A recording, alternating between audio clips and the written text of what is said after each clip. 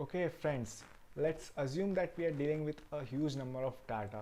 To do that, I'll just create that situation by copying and pasting the cells.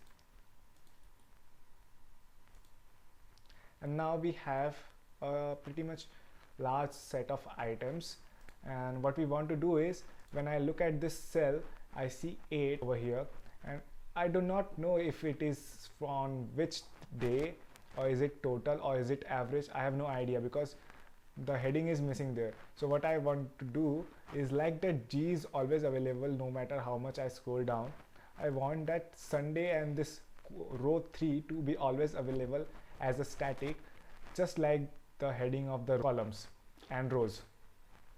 We will be using freeze panes button, which is available to us under the views section of the ribbon over here. And freeze panes comes with a drop down menu which has 3 options. First of all, we will start with freeze top row. Once we select that, you can see there is a line over here after row 1 at the bottom of row 1, and when we scroll down we see that the row 1 of our worksheet has freeze to the screen, and no matter how much we scroll down, it is always available to us.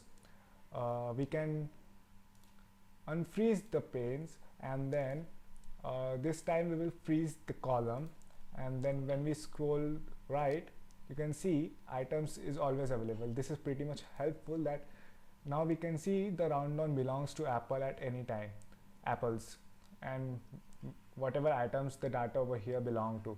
So this one is quite helpful, but the previous one was not pretty much helpful. So now how do we freeze the row 3 as well as column A?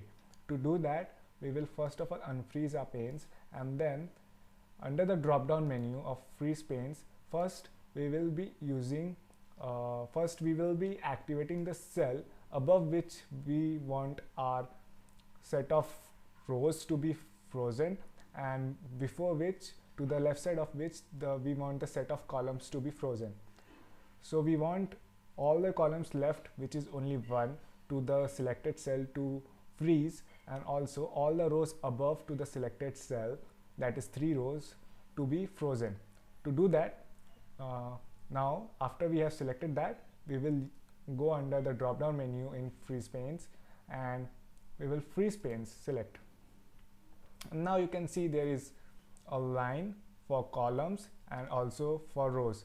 So now when I scroll down, you can see row 1 2 3 is stuck to on the screen and will not go away no matter how much I scroll down. And the similar is true for the columns.